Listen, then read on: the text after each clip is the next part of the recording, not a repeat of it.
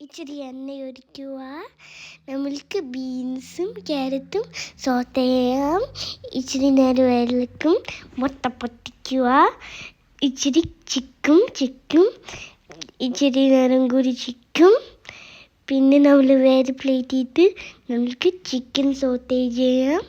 പിന്നെ നമ്മൾ എല്ലാം മിക്സ് ചെയ്ത് നമ്മൾക്ക് നൂഡിൽസ് ഇച്ചിരി സോയാ സോസും കെച്ചപ്പും ഇടാം. നൂഡിൽസ് ഇടാം.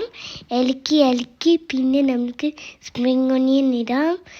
പെട്ടെന്ന് നൂഡിൽ ഉണ്ടാക്കി കഴിഞ്ഞു. ഇച്ചിരി എണ്ണ ഒഴിക്കുക.